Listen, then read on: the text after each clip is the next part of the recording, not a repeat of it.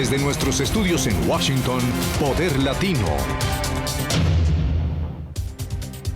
Bienvenidos a Poder Latino, una semana más en las que vamos a mirar la actualidad. Y la actualidad pasa por Venezuela. Sí, Venezuela. Venezuela es uno de los problemas más importantes que hoy tiene este hemisferio y a Estados Unidos no le es ajena esta realidad. Esta semana pasada el gobierno de Estados Unidos decidió dar un paso más en esa presión diplomática que hemos visto en los últimos meses y el presidente Donald Trump fue adelante con sanciones. ¿Qué tipo de sanciones? ¿Hasta qué punto Estados Unidos se mete en ese problema que muchos dicen que tienen que resolver únicamente los venezolanos? ¿Va a funcionar la diplomacia de las sanciones? Después de meses de protestas, más de 100 muertos, la profundización de una severa crisis económica y política, el deterioro de la democracia venezolana llegó a su punto más álgido el viernes pasado con la instauración de la Asamblea Nacional Constituyente. El mundo ha mirado con atención la situación venezolana. Estados Unidos anunció que la instauración de la Asamblea Nacional Constituyente confirma que Nicolás Maduro es un dictador, pero no está solo. 38 países ya se han pronunciado en contra de los resultados del gobierno y en apoyo a los ciudadanos que buscan que Venezuela retorne a una completa y próspera democracia. La administración de Donald Trump optó por tomar medidas directas contra funcionarios del gobierno, entre ellos contra el propio presidente Nicolás Maduro. De hecho, la administración no descarta ejecutar más sanciones como las controversiales sanciones petroleras. En caso de que esto se hiciera, Venezuela se uniría a la lista de países sancionados por Estados Unidos junto a Corea del Norte, Irán, Cuba, Yugoslavia, Birmania, Zimbabue y Bielorrusia. ¿Cuál debe ser el rol de Estados Unidos en la crisis venezolana? ¿Cuál es el alcance y las consecuencias de las sanciones? Sanciones que, como veíamos en este reportaje, son sanciones que intentan buscar hacer daño al entorno del chavismo o del madurismo, ya que últimamente hay esas escisiones dentro del oficialismo en Venezuela. En cualquier caso, buscan a individuos y han evitado hasta la fecha sanciones que sean generales, que puedan hacer más daño a una situación difícil por la que está atravesando el país, Venezuela, y los venezolanos en general. Quiero saludar antes de presentar a nuestros invitados a mi compañera Diana Castañeda para que entendamos quiénes son los sancionados esta vez. Diana. Gracias, Gustavo. Vamos a mirar a precisión cuáles han sido esos individuos cercanos al gobierno de Nicolás Maduro que han sido sancionados por el gobierno de los Estados Unidos. Comenzamos por las sanciones a los responsables de la ola de violencia y de represión. Néstor Luis Reverol, Carlos Pérez, Sergio José Rivero, Jesús Rafael Suárez y Franklin García. Desde que el presidente Donald Trump llegó a la Casa Blanca, 6 meses han pasado, un poco más de su gobierno, ha establecido en total 4 rondas de sanciones en contra siempre de individuos, más no sanciones específicas mayores, económicas, por ejemplo, en contra del país. Vamos a mirar la segunda ronda de sanciones que estableció el Departamento del Tesoro de los Estados Unidos, esta vez en contra de varios individuos por debilitar la democracia y los derechos humanos en Venezuela. Hablamos de Tibisay Lucena, Elías José Jagua, Tarek William Saab y María Iris Varela Rangel. Posteriormente, el presidente de los Estados Unidos estableció nuevas sanciones, esta vez para tratar de presionar para que no se realizara una asamblea constituyente al interior del país, por considerar que esto iba a significar el fin de la democracia. Estas sanciones que estableció fueron hacia varios funcionarios por el tema de corrupción. Algunos de ellos son Rocco Alvicini, Alejandro Fleming, Simón Serpa y Carlos Eric Malpica Flores. Ahora bien, las sanciones mayores que estableció la Casa Blanca y específicamente el mandatario en esta nueva administración se han dado en contra del propio presidente de Venezuela, Nicolás Maduro, por considerar que ha cometido violaciones a los derechos humanos, pero sobre todo porque no está respetando la opinión de los más de 7 millones de venezolanos que salieron a las calles a expresar su opinión en contra de la Asamblea en un plebiscito. Estados Unidos sancionó a Nicolás Maduro porque las elecciones ilegítimas de ayer confirman que Maduro es un dictador que desprecia la voluntad de los venezolanos. Esto fue lo que dijo el secretario del Tesoro de los Estados Unidos. ¿Qué significa esta sanción? Que entra a la lista negra del Departamento del Tesoro, es decir, que quedan congeladas todas sus cuentas y sus bienes al interior del país. Ningún ciudadano estadounidense puede hacer negocios con esta persona y no puede ingresar a los Estados Unidos. La Casa Blanca dijo oficialmente que Nicolás Maduro es un dictador y lo comparó también al mismo nivel de la persona, los líderes encargados de Zimbabue, Siria y Corea del Norte, quienes son considerados líderes que han violado constantemente los derechos humanos de manera sistemática y cometido crímenes de lesa humanidad. Ahora bien, la Casa Blanca ha dicho que esta no será la última ronda de sanciones y que pueden venir más medidas, sobre todo para aquellas personas que implementen y participen activamente en esta Asamblea Constituyente. Gustavo, regreso contigo. Sanciones individuales, sanciones por violación de los derechos humanos, por esas razones que veíamos ahora, gracias Diana. Vamos a analizar hoy esta realidad, la venezolana, y hasta qué punto desde Estados Unidos le podemos continuar poniendo presión para encontrar una salida que reconduzca la situación en Venezuela y la acerque a un cauce, como muchos analistas dirían, más democrático. Hoy nos acompañan en el estudio dos expertos que conocen bien esa realidad y ya verán por qué. Son voces extraordinarias que nos pueden ayudar a entender un poquito más lo que está pasando en el país caribeño. A mi derecha está Gustavo Coronel Tocayo. Señor Coronel, gracias por estar con nosotros, politólogo, es geólogo petrolero. Usted formó parte de la primera junta directiva de Petróleos de Venezuela. Así es. Gracias por estar esta mañana de domingo con nosotros. Gracias por invitarme. Y también Benjamin Hedán, él es analista, fue director para Venezuela en la Casa Blanca, en el Consejo de Seguridad Nacional con el presidente Barack Obama. Señor Hedán, gracias por estar con nosotros también. Un placer, gracias. Voy a empezar con una pregunta general. Señor Coronel, ¿las sanciones son la solución para reencauzar la crisis humanitaria, económica, política que vive un país, en este caso Venezuela? Las sanciones son parte de la solución. Y no solamente las sanciones de los Estados Unidos, sino la sanción de toda la región y de la Unión Europea. Yo pienso que los Estados Unidos solamente no se le puede dejar toda la carga de estas sanciones, que son totalmente justificadas, además, sino que se deben incorporar países de la región latinoamericana y también los países de la Unión Europea y los grandes líderes mundiales de la opinión, como el Papa Francisco, por ejemplo. Esta es una labor que debe ser colectiva. Sí, pero fíjese que a pesar de que en los últimos días se han sumado varios países, siempre es Estados Unidos quien da el primer paso. Si la situación es tan grave, ¿por qué el primer paso siempre lo tiene que dar Estados Unidos y no otros países? Sí, los Estados Unidos tienen un peso muy grande en la región, en el hemisferio occidental. Es el líder, naturalmente hablando. Es el padre de la democracia en el mundo. Todo el mundo ve hacia los Estados Unidos como el país que debe liderar este movimiento, sin duda alguna. Pero repito, no es solamente los Estados Unidos el único país que debe hacerlo. ¿Pero no habrá un cierto temor por parte de otros países a no querer dar ese primer paso? Por supuesto. O sea, en el fondo lo que hay es un poquito de hipocresía. Sí, el temor se deriva de la historia latinoamericana con relación a los Estados Unidos mismos.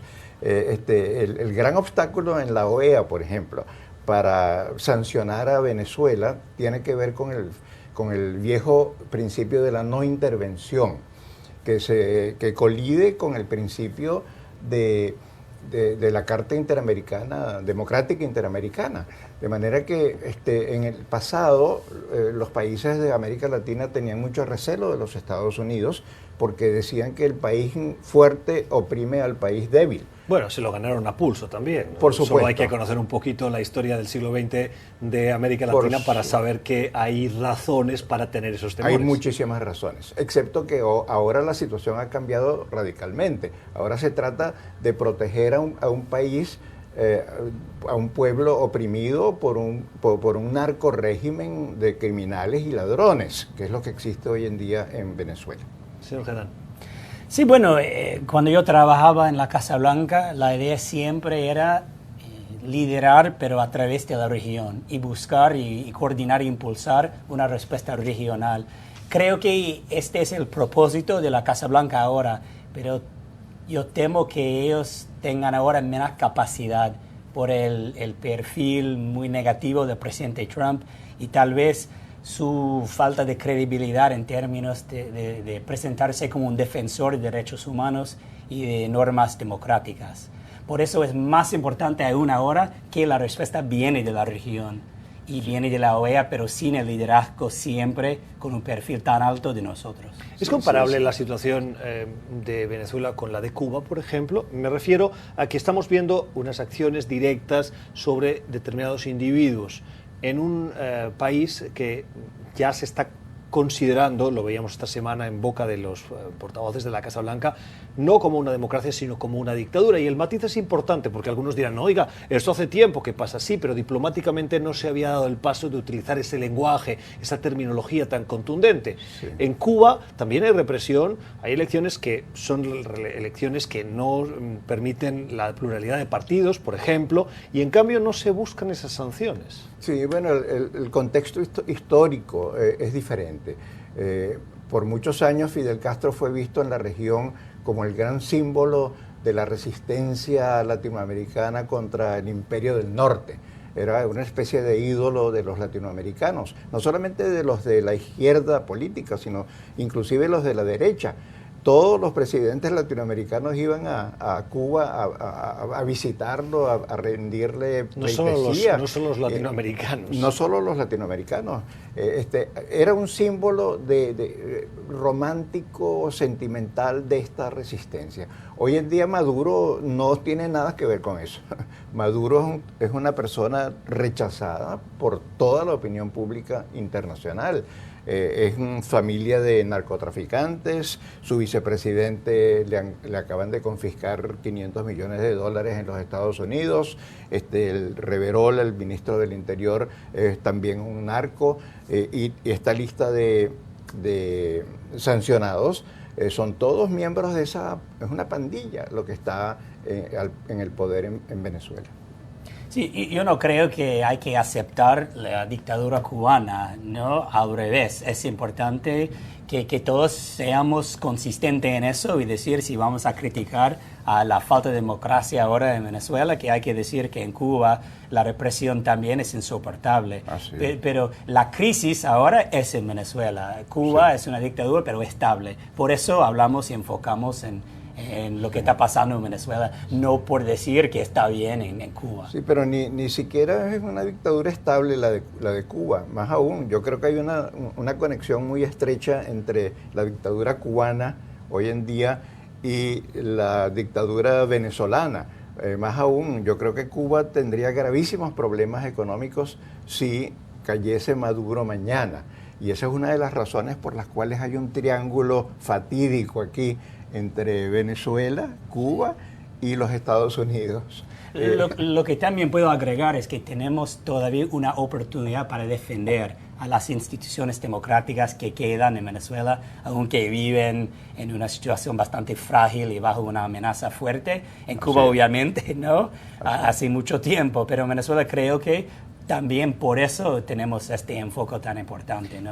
Cuando el Consejo de Seguridad Nacional en la Casa Blanca para asesorar al presidente se reunía analizando la posibilidad de utilizar o de recurrir a las sanciones, ¿cuál era el objetivo? Es decir, uno hace algo para conseguir algo. En este caso, lo que se está buscando en el caso de Venezuela es dar marcha atrás a una asamblea constituyente y de momento no ha habido ningún gesto por parte del entorno de Nicolás Maduro de dar marcha atrás. Usted estuvo en la Casa Blanca cuando se aprobaron sanciones en el caso de Irán y se buscaban perjudicar a individuos. El objetivo de esas sanciones funcionó, se llegó al acuerdo del quinteto de Viena, me parece que fue, en el que se consiguió un acuerdo con Irán que luego parece que ha dado algunos resultados, a pesar de que en los últimos meses la Casa Blanca ha puesto en entredicho, pero en cualquier caso están cumpliendo.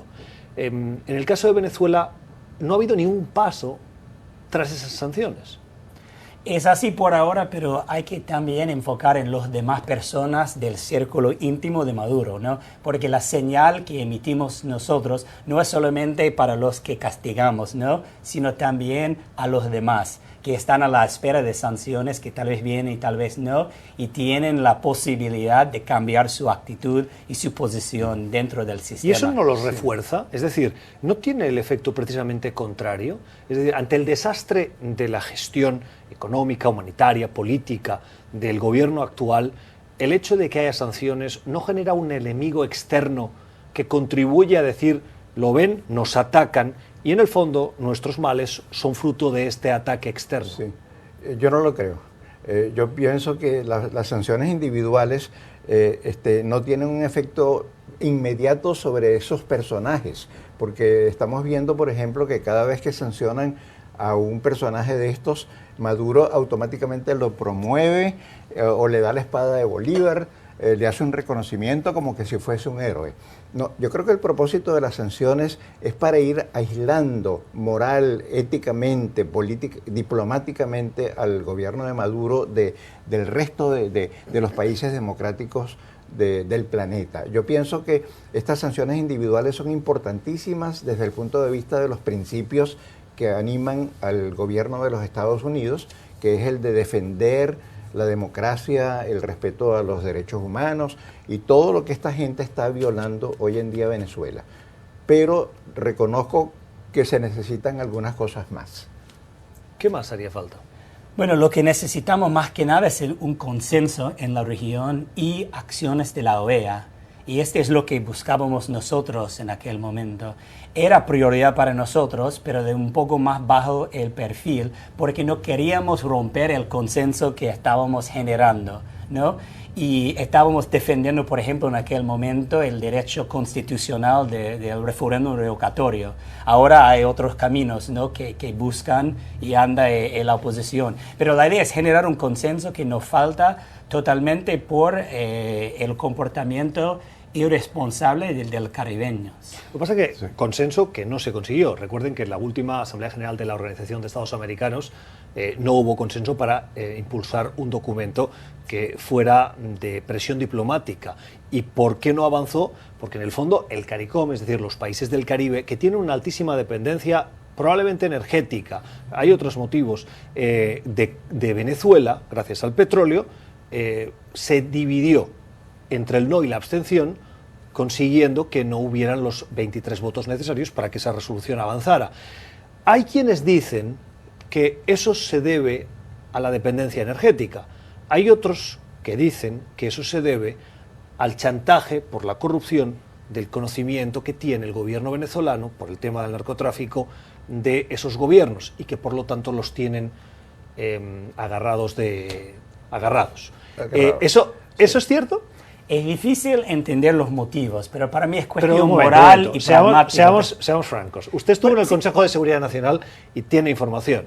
Es decir, el narcotráfico, la corrupción, el chantaje, ¿es un elemento que el gobierno y el entorno de Nicolás Maduro está utilizando para subordinar esos países? Bueno, usa sin duda los recursos del país, ¿no? Y han recibido mucha ayuda a través de Petrocaribe en términos de asistencia legal y, bueno, todos saben eso. Pero es mínimo ahora y está disminuyendo día a día porque Venezuela no tiene la capacidad ahora para continuar con su proceso de comprar la fidelidad de esos países. Pero entonces, ¿cómo la consigue esa fidelidad?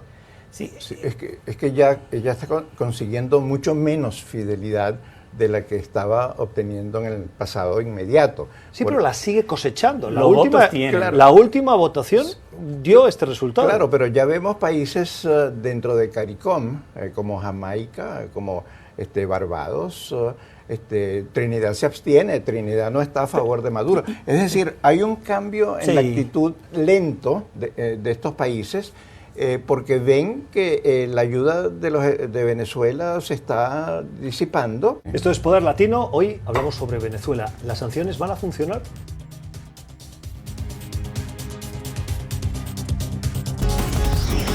Ya regresamos con Poder Latino.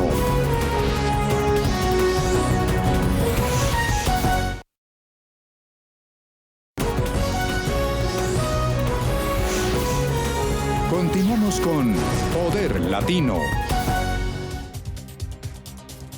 Estamos en Poder Latino y tenemos a los protagonistas de la noticia. Esta semana se anunciaban, como hemos venido explicando en NTN 24, esas sanciones por parte de Estados Unidos a individuos del entorno del gobierno de Nicolás Maduro en Venezuela.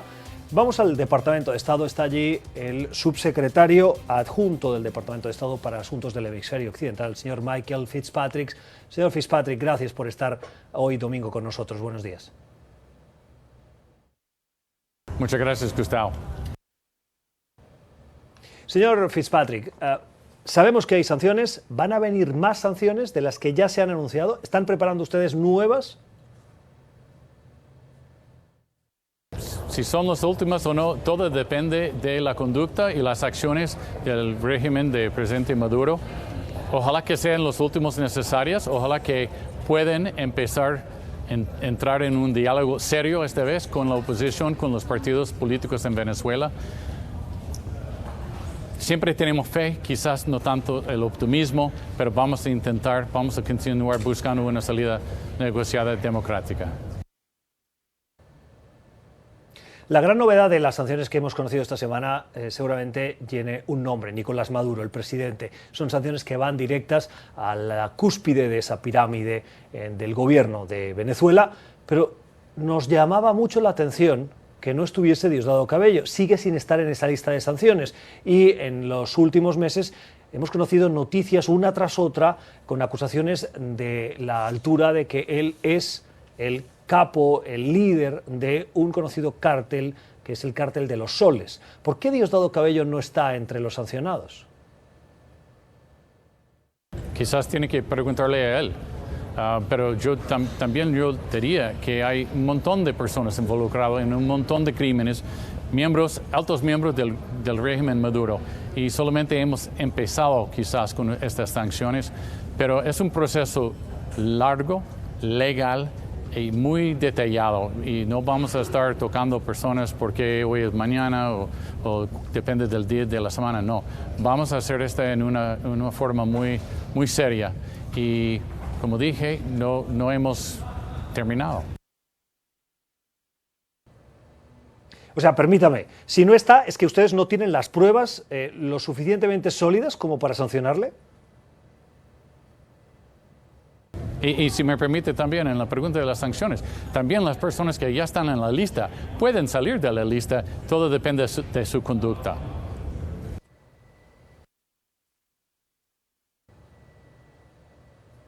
Señor Fitzpatrick, antes de terminar, sanciones a individuos, pero también está sobre la mesa sanciones de tipo más económico, por ejemplo, la limitación del petróleo de Venezuela, es decir, la posibilidad de que Estados Unidos compre ese petróleo. Unas sanciones que podrían estar también sobre la mesa, es decir, Estados Unidos estaría dispuesto a aplicarlas a pesar de que, como varios economistas han dicho y han recordado en los últimos días, si eso pasa, puede incrementarse el precio de la gasolina, por ejemplo, en Estados Unidos, algo muy sensible desde el punto de vista político, porque los estadounidenses podrían mirar hacia Washington y decirles: oiga, sancione a quien quiera, pero no me sancione a mí porque estoy pagando más la gasolina. Empresas privadas norteamericanas compran el petróleo de Venezuela. Esta es una de las preguntas en la mesa, la posibilidad de sanciones en el sector petrolero. No tengo nada para anunciar, pero yo quisiera subrayar el punto del presidente Trump. Está muy interesado, muy preocupado por la situación humanitaria de los venezolanos, y nuestro gobierno no quiere hacer nada que hace más daño a ellos que al gobierno, y al contrario, lo que queremos hacer es utilizar instrumentos para apoyar al pueblo venezolano durante esta crisis. Gracias, señor Fitzpatrick, por haber estado con nosotros y por habernos ayudado a entender un poquito más. Vamos a estar pendientes de esas decisiones del gobierno de Estados Unidos. Que tenga muy buenos días. Veíamos ahora, escuchábamos la voz del Departamento de Estado, importante. Estas sanciones, como decía el subsecretario adjunto del Departamento de Estado para el Hemisferio Occidental, ojo con acabar perjudicando a los venezolanos en general. Sí, yo difiero de esa opinión, no desestimo ese riesgo, pero lo considero muy secundario, puesto que estas son sanciones que no van a ser extensivas en el tiempo, son sanciones de shock que deberían terminar con el régimen de Maduro en materia de semanas o pocos meses. Sí, pero en los años 50 también pensaron lo mismo de Cuba y mire dónde estamos. Bueno, pero es que, de nuevo, los contextos históricos son totalmente diferentes. Venezuela, por ejemplo, ha perdido el 50% de su mercado en los Estados Unidos sin que haya sanciones de los Estados Unidos. De 1.400.000 barriles al día de exportación, ahora estamos en un poquito menos de 700.000 barriles al día. El dinero que obtiene Venezuela por lo que le está pagando Estados Unidos no va al pueblo venezolano en este momento. Va a pagar la deuda de los bonos que ha emitido el gobierno y que paradójicamente están en manos de los mismos miembros de la pandilla de Maduro. Hay una transferencia de miles de millones de dólares hacia ellos mismos. De manera que no creo que eso vaya a repercutir directamente sobre el pueblo, que ya está pasando grandes privaciones en Venezuela. Yo soy en contra de este tipo de sanciones. Hasta ahora, cuando el presidente Maduro ha dicho que hay una guerra económica contra él, obviamente no es así y no nos hicimos nada en contra de él en términos de la economía venezolana. Y los venezolanos, ellos cuando ven y entienden la condición del país, culpan a ellos, ¿no? Por lo que ven en las calles, en las tiendas, almacenes. Pero si nosotros cruzamos esa línea, ya vamos a empezar con una guerra económica. Y va a ser un poco difícil decir que no, lo que pasa allá es resultado de su gobierno y no de factores exteriores. Sí. Pues Petróleos de Venezuela está al borde de la cesación de pagos. El país está al borde de la quiebra financiera. No se trata de imponer sanciones petroleras por 3 o 4 o 5 años. Se trata de imponer sanciones petroleras que van a terminar con el régimen de Maduro en materia, de nuevo, de muy poco tiempo. Ese es el shock que falta, como diríamos en boxeo, el remate. Sí, el remate y el shock para conseguir ¿qué? ¿Qué se espera que pase si se imponen esas sanciones? La cesación de pagos por parte del gobierno de Maduro, la salida del gobierno de Maduro y de su pandilla de narcotraficantes y ladrones, la instauración de un gobierno nuevo, democrático. ¿Pero usted cree que esas sanciones van a traer todo eso? Bueno, es una de las probabilidades. Yo lo que digo es lo siguiente, yo no creo que se puede garantizar el éxito de una sanción, pero yo también añado que hay que actuar. Uno no puede permanecer sin hacer nada viendo cómo el país está yendo al abismo, a pique. Yo digo que el problema es equivalente, por ejemplo, a una persona que tiene 3 años con un dolor de muelas y no quiere ir al dentista porque dice que va a sufrir, pero está sufriendo un grado un poquito menor de dolor, y el dentista va y le saca la muela en 5 minutos. El shock sobre el gobierno de Maduro es lo que yo pensaría sería el resultado de estas sanciones de tipo petrolero. Este puede generar un nivel de dolor mucho más alto que lo sufren ahora. ¿Pudiera? Aunque ya está bastante alto. Lo que buscamos ahora es todavía una transición democrática y pacífica y constitucional. Y hay opciones. Lo que tenemos que hacer es presionar al gobierno para que acepten elecciones. Y van a perder. Sí. No las van a perder. Cada año en Venezuela están muriendo 26.000 venezolanos violentamente. Entonces nosotros no podemos hablar de una transición muy larga. No se puede hablar de negociaciones con estos bandidos, no se deben hacerle concesiones a estos bandidos, porque si las hacemos, dentro de muy poco tiempo vamos a tener a estos bandidos de regreso en el poder. Lo que pasa, señor Coronel, es que yo entiendo la posición, sí, pero la posición de no tener ni ganas de hablar con el enemigo, si se puede decir así, lleva a una situación de enroque por parte de las dos partes, y estamos hablando de población. Es decir, la necesidad de diálogo en el siglo XXI con las instituciones y arquitectura internacional que tenemos, con la capacidad diplomática de los países. Es decir, estamos viviendo probablemente el periodo de la historia de más estabilidad dentro de todas estas tensiones que estamos hablando, pero sobre todo si lo miramos desde el punto de vista de la historia de la humanidad. Y esto lo proporcionan las instituciones de las cuales esta humanidad se ha dotado. Entonces, lo que me está diciendo usted es, no quiero hablar, quiero derrotar, humillar, hundir y aniquilar. Yo creo, no lo estoy diciendo yo, Gustavo. Yo creo que el 90% de los venezolanos en este momento está en contra de un arreglo amistoso con esta pandilla. Yo creo que el gobierno está profundamente debilitado en este momento. Todo lo que hay que hacer es darle un pequeño empujón para que se venga abajo. Estamos en el umbral de una nueva Venezuela. Brevemente, ¿algún comentario? Creo que no es así. Están controlando todas las instituciones del Estado y no hay señales que las van a abandonar. Creo que desafortunadamente cada transición requiere un tipo de impunidad en el corto plazo y lo vamos a tener que dialogar allá. Sí. Saludamos en este punto del programa a Ramón Espinaza. Él es profesor de Seguridad Energética en la Universidad de Georgetown. Señor Espinaza, gracias por acompañarnos aquí en Poder Latino. Muy buenos días. Hola Gustavo, buenos días. Muchas gracias por invitarme. Señor Espinaza, hablábamos ahora de la importancia que tiene el petróleo en la economía venezolana, pero si no consideramos el petróleo, ¿cuáles son las otras áreas importantes de las que el país caribeño, Venezuela, goza, se recibe esos fondos? Es decir, el petróleo pesa mucho, ¿cuáles son las otras áreas? Moderna, integrada a la economía mundial, ninguna en este momento. Hay cantidad de empresas que todavía existen en Venezuela, pero tienen muy mermada su capacidad de producción, entre otras razones porque no tienen recursos para importar insumos que necesitan para su funcionamiento o bienes que necesitan como repuestos para asegurar su funcionamiento permanente, ¿no?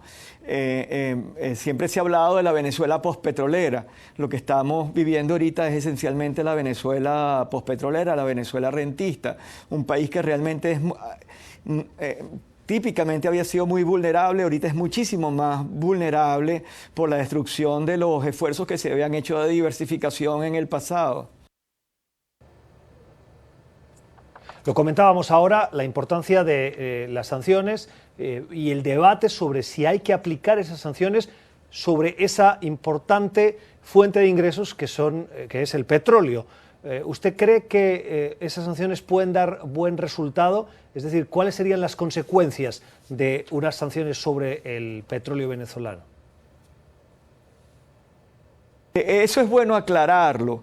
El efecto no es que Venezuela no va a poder exportar petróleo.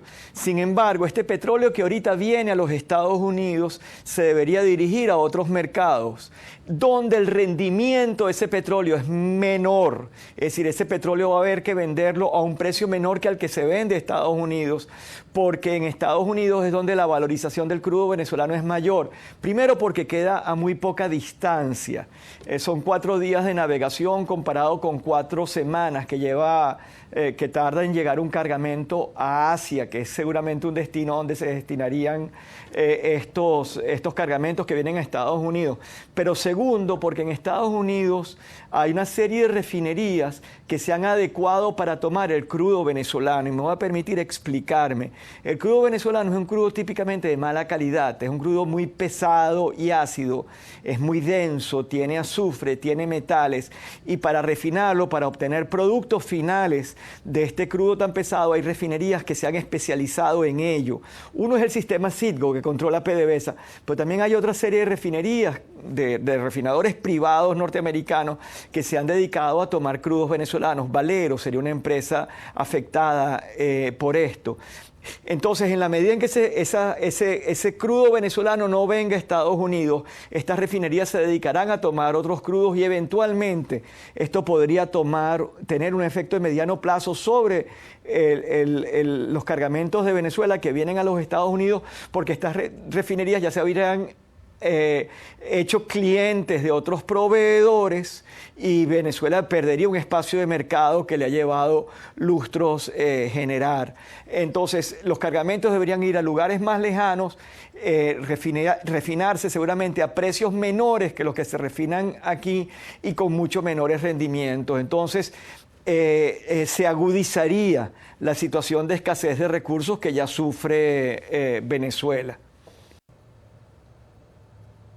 Sí, pero fíjese que hay muchos críticos que dicen que las sanciones sobre el petróleo de Venezuela tampoco tienen mucho impacto porque hoy en día esas regalías no están llegando de ninguna manera al pueblo venezolano, de manera que se pueda considerar importante y que por lo tanto sancionar o poner limitaciones a ese petróleo venezolano tampoco tendría un impacto sobre la población. ¿Usted está de acuerdo? Eso es parcialmente cierto nada más. O sea, las exportaciones de petróleo es el único ingreso que tiene Venezuela.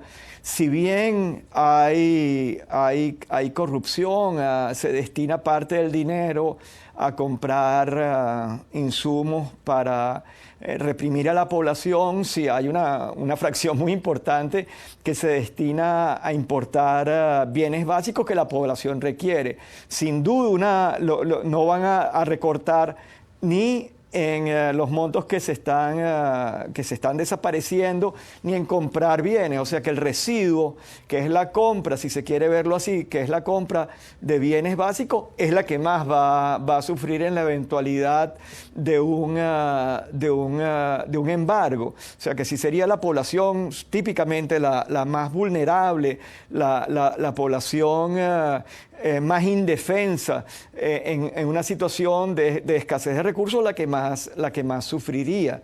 De eso no me cabe la menor duda. Se pueden hacer consideraciones políticas de distinto tipo, pero no se puede negar que afectar las exportaciones de petróleo de Venezuela, técnicamente hablando, va a afectar a los sectores de más bajos recursos de la población en forma directa. Así hacemos una pausa aquí en Poder Latino. Al volver seguimos analizando la situación en Venezuela con nuestros invitados. No se vayan. Ya regresamos con Poder Latino.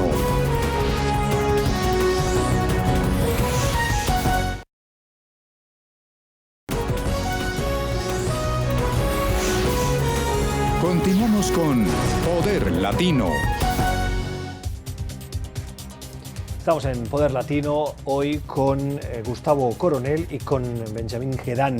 Escuchábamos antes de ir a la pausa al profesor Espinaza hablando precisamente de que no es necesariamente un elemento que lleve al otro, es decir, que prohibir o poner sanciones sobre el petróleo de Venezuela no acaba inmediatamente perjudicando a las clases más populares o de rentas más bajas en el país. Un tipo de población que fundamentalmente o históricamente ha estado más cercano al chavismo, aunque hoy puede haber algunas desafecciones ya cada vez mayoritarias, pero en cualquier caso no es una relación de causa-efecto.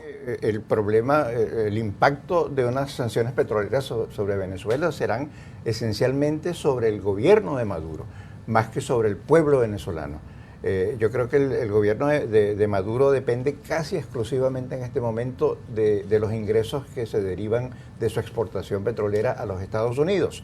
El resto de esos crudos van a China para saldar deudas, van a Rusia para saldar deuda, van a la India lo que pueden exportar hacia la India, se lo regalan a Cuba, se lo regalan a los países de CARICOM, de manera tal que el impacto va a ir en una gran parte al gobierno de Maduro y va a acelerar la salida de ese gobierno de Maduro. Le veo muy optimista. Lo que se puede generar es la salida del pueblo venezolano. Se puede terminar con refugiados en Colombia, en Brasil, en el Caribe. Esta es la única fuente de recursos para poder importar comida, medicamentos y todo lo que necesita el pueblo. Aunque sí es así que se concentra la riqueza en las manos de esos ladrones como los nombras, pero al mismo tiempo sí. es la única capacidad para poder importar. Sí, pero en este momento, Benjamín, están saliendo de Venezuela, 25.000 venezolanos atraviesan la frontera con Colombia todos los días y no hay sanciones petroleras de los Estados Unidos. El derrumbe del régimen de Maduro ha ocurrido en gran parte antes de las sanciones. Yo lo que pienso es que las sanciones contribuirían a acelerar, a darle, por decirlo así, el golpe de gracia al régimen de Maduro. Cuando dice 25.000 personas cada día, ¿de dónde sale esa cifra? Atravesando las fronteras. ¿Cada día? Cada día atraviesan la frontera, pero muchas vuelven. Pero no muchos, no digo que todos a convertirse en emigrantes a Colombia. Atraviesan la frontera a comprar comida en Colombia. Bueno, pero eso es, el matiz es importante porque 25.000 personas cada día dejando el país para... Yo refiero a una crisis migratoria, que es otra cosa que lo que vemos quise decir ahora. eso. Sin embargo, hay un proceso masivo digámoslo así, de fuga de los venezolanos hacia Colombia, hacia Brasil, hacia España, a los Estados Unidos en la medida de lo posible. De manera que esa crisis humanitaria ya existe, Gustavo y Benjamín. De manera que estamos tratando, yo diría, las sanciones petroleras contribuirían a acelerar el derrumbe de ese régimen.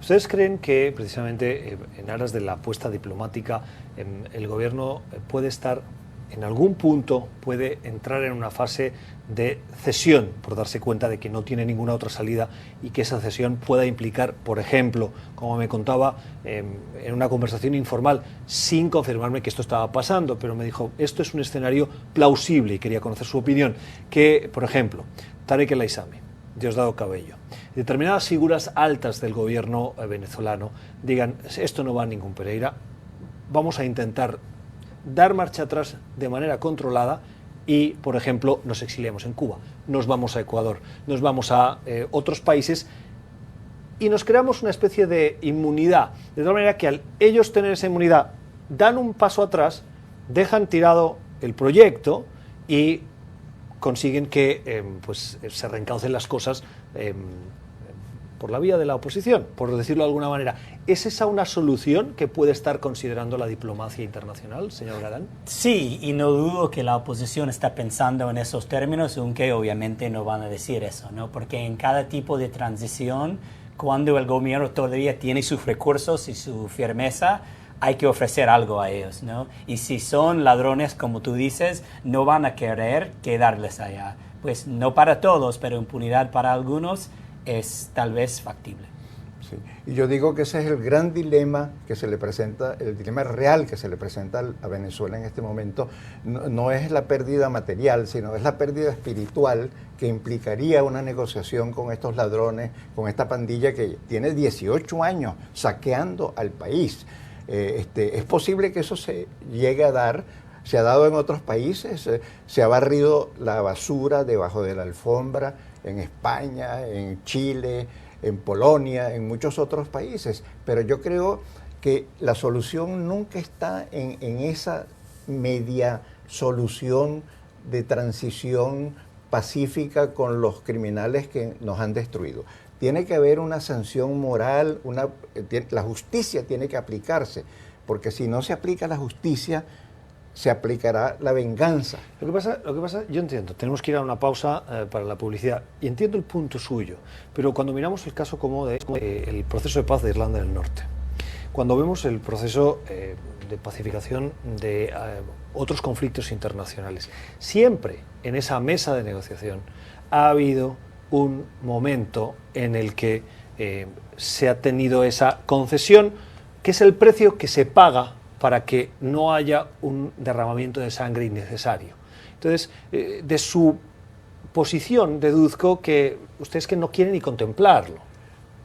Bueno, yo creo que... O es que una cosa es lo que le dice a usted el corazón y otra lo que le tendría que decir la razón. Mire, yo represento una posición quizás rígida desde el punto de vista moral en Venezuela. Estoy en minoría, además, en ese sentido, con respecto a los líderes políticos venezolanos, no así con respecto al país. Yo creo que el país está deseoso de tener, de ver la aplicación de la justicia sobre quienes han arruinado al país. Es posible que haya que negociar algún día, pero cuando uno se resiste a hacerlo, en esa misma medida de resistirse a hacerlo, uno obtiene la menor posible dosis de negociación. O sea, que lo que en el fondo me está diciendo es que ese es el punto de partida para ir a una mesa de negociación. Pero No. limitar esas concesiones, que para mí todas son indebidas, pero si hay que hacerlas, limitarlas por lo menos al mínimo absoluto. Porque yo creo que sería una tragedia para Venezuela ver a Cabello, a El Aizami, a todos estos bandidos salir de Venezuela y además burlarse de nosotros, como han estado haciéndolo por los últimos 18 años. Pero creo que al mismo tiempo hay que enfatizar que hay lugar en Venezuela para los que apoyan todavía a la administración de Maduro, o al menos al chavismo, ¿no? Que más que 20% de la población, hay que enfatizar que en el futuro, bajo un gobierno de la oposición, van a poder participar. Esto es Poder Latino, ya regresamos.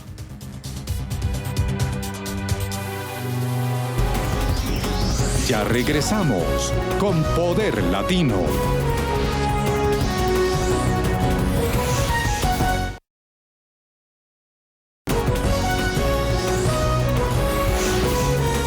Continuamos con Poder Latino. Recta final en Poder Latino, hoy hablando de Venezuela, de las sanciones, del impacto que pueden tener. Antes de terminar, una mirada dentro de Estados Unidos. La Casa Blanca necesita, lo que me comentaba un activista venezolano en Washington, necesita champions, necesita personas que tomen la bandera de ese liderazgo de presión diplomática sobre Venezuela. Y la Casa Blanca parece ser que está confiando esta tarea en quien es hoy senador que preside el Comité de Relaciones Exteriores del Senado. Marco Rubio es un senador por la Florida, de origen con raíces cubanas, cubano-americano, y que ha tenido cierto éxito en esa constante reelección de las últimas elecciones que se ha presentado. Es un representante querido en su comunidad, pero llama la atención que él haya querido asumir esa bandera de una manera tan feroz o tan relevante. Hay quienes dicen, y me gustaría conocer su opinión, que él lo hace porque es una manera de tener influencia dentro de la Casa Blanca, porque precisamente él preside un comité que está investigando la famosa trama rusa en las últimas elecciones, y a Donald Trump le interesa. ¿Ustedes cómo analizan ese liderazgo, ese rol que está teniendo Marco Rubio en este tema de Venezuela? Sí, yo no conozco mucho sobre los detalles de la política en relación con Rusia, etcétera, pero sí pienso que Marco Rubio, por ser cubano, está muy consciente de que hay un eje muy fuerte entre Cuba y Venezuela que él quiere demoler, él quiere terminar con esto. Desde ese punto de vista, yo tengo la mayor de la admiración por Marco Rubio. Yo creo que está haciendo un excelente trabajo. Ahora, si lo está haciendo por otros motivos, no lo sabría decir, Gustavo. Yo diría que lo que más necesita la Casa Blanca no es un aliado en el Senado nuestro, sino aliados en la región. Más liderazgo de los argentinos, de los chilenos, de los colombianos y, como mencionamos antes, del Caribe. Este es lo que faltan ahora, ¿no? Esos aliados que pueden promover una respuesta regional fuerte que merecemos y que necesitamos ahora. Lo que pasa es que parece ser que la diplomacia de Trump no va muy en la línea de construir aliados. Esta semana se conocía la transcripción a través del Washington Post de una conversación de Donald Trump con México. México es un país con una diplomacia muy fuerte, sólida, de larga tradición profesional, es decir, no politizada, y precisamente lo que parece es que no están muy por la labor de construir, o como mínimo de mantener esa relación de tensión. Es decir, Donald Trump, dice usted, Estados Unidos necesita esos aliados, pero no los está buscando.